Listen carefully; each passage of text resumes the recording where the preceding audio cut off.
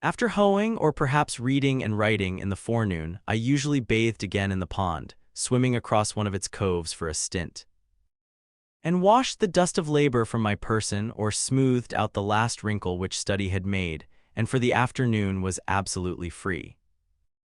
Every day or two I strolled to the village to hear some of the gossip which is incessantly going on there, circulating either from mouth to mouth or from newspaper to newspaper, and which, taken in homeopathic doses, was really as refreshing in its way as the rustle of leaves and the peeping of frogs.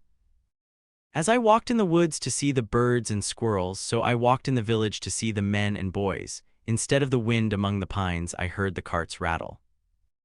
In one direction from my house there was a colony of muskrats in the river meadows. Under the grove of elms and buttonwoods in the other horizon was a village of busy men, as curious to me as if they had been prairie dogs, each sitting at the mouth of its burrow or running over to a neighbor's to gossip. I went there frequently to observe their habits. The village appeared to me a great newsroom, and on one side to support it, as once at Redding and Company's on State Street, they kept nuts and raisins or salt and meal and other groceries. Some have such a vast appetite for the former commodity, that is, the news and such sound digestive organs, that they can sit forever in public avenues without stirring, and let it simmer and whisper through them like the Etesian winds, or as if inhaling ether, it only producing numbness and insensibility to pain, otherwise it would often be painful to hear, without affecting the consciousness. I hardly ever failed when I rambled through the village to see a row of such worthies, either sitting on a ladder sunning themselves, with their bodies inclined forward and their eyes glancing along the line this way and that from time to time, with a voluptuous expression, or else leaning against a barn with their hands in their pockets like caryatides, as if to prop it up. They, being commonly out of doors, heard whatever was in the wind. These are the coarsest mills, in which all gossip is first rudely digested or cracked up before it is emptied into finer and more delicate hoppers within doors. I observed that the vitals of the village were the grocery, the bar-room, the post office, and the bank. And as a necessary part of the machinery, they kept a bell, a big gun, and a fire engine at convenient places. And the houses were so arranged as to make the most of mankind, in lanes and fronting one another, so that every traveler had to run the gauntlet, and every man's, woman, and child might get a lick at him. Of course, those who were stationed nearest to the head of the line, where they could most see and be seen, and have the first blow at him, paid the highest prices for their places, and the few straggling inhabitants in the outskirts, where long gaps in the line began to occur, and the traveler could get over walls or turn aside into cow paths, and so escape, paid a very slight ground or window tax.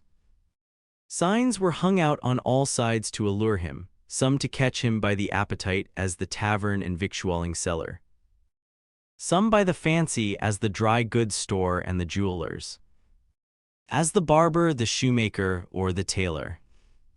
Besides, there was a still more terrible standing invitation to call at every one of these houses, and company expected about these times. For the most part I escaped wonderfully from these dangers, either by proceeding at once boldly and without deliberation to the goal, as is recommended to those who run the gauntlet, or by keeping my thoughts on high things like Orpheus. Sometimes I bolted suddenly and nobody could tell my whereabouts, for I did not stand much about gracefulness and never hesitated at a gap in a fence. I was even accustomed to make an eruption into some houses where I was well entertained, and after learning the colonel's and very last sieveful of news, what had subsided, the prospects of war and peace, and whether the world was likely to hold together much longer, I was led out through the rear avenues and so escaped to the woods again.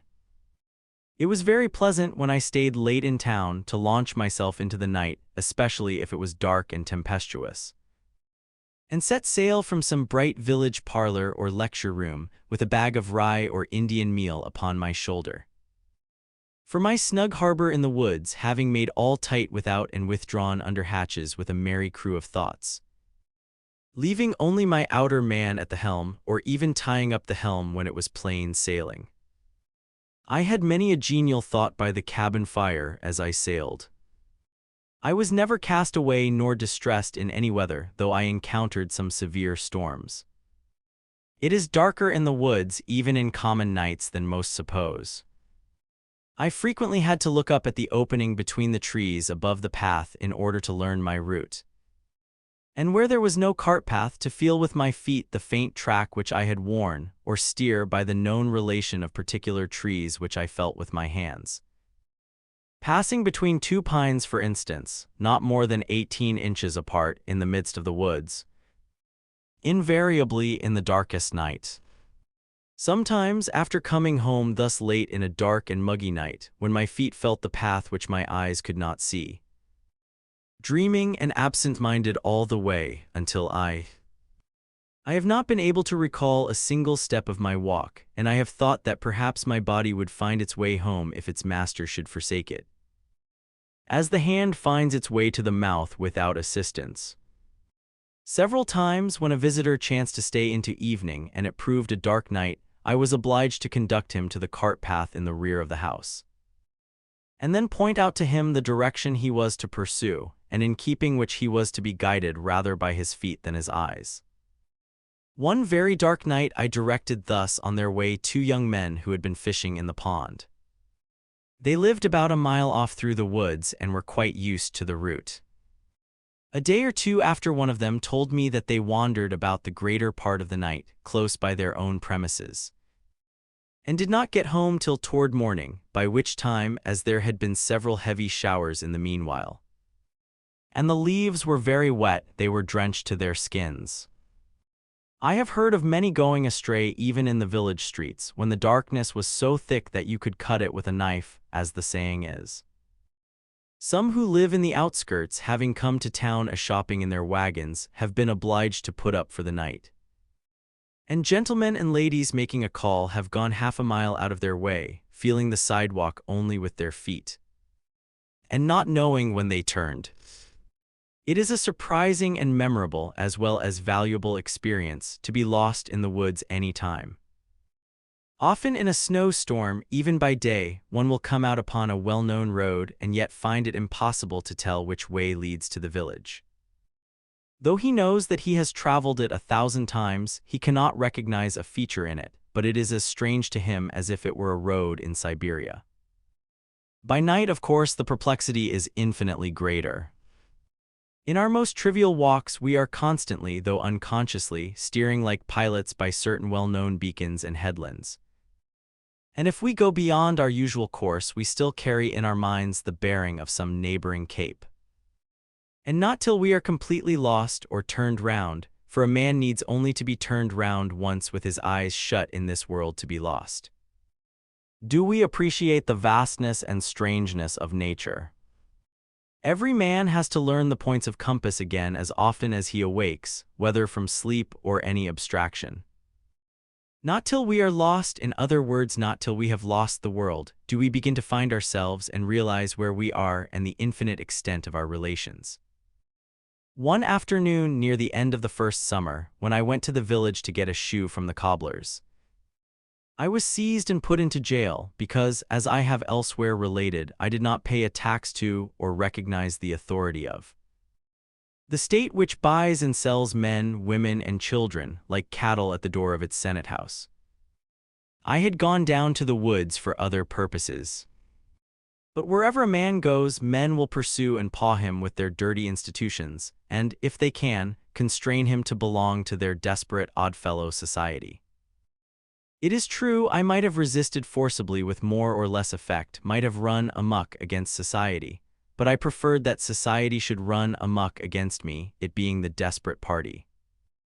However, I was released the next day, obtained my mended shoe, and returned to the woods in season to get my dinner of huckleberries on Fairhaven Hill. I never fastened my door night or day, though I was to be absent several days, not even when the next fall I spent a fortnight in the woods of Maine. And yet my house was more respected than if it had been surrounded by a file of soldiers. The tired rambler could rest and warm himself by my fire, the literary amuse himself with the few books on my table. Or the curious, by opening my closet door, see what was left of my dinner and what prospect I had of a supper. Yet, though many people of every class came this way to the pond, I suffered no serious inconvenience from these sources. And I never missed anything but one small book, a volume of. And this, I trust, a soldier of our camp has found by this time. I am convinced that if all men were to live as simply as I then did, thieving and robbery would be unknown. These take place only in communities where some have got more than is sufficient while others have not enough. The Pope's homers would soon get properly distributed. Nec bellafurunt faginus estabat dum cyphus antidaps.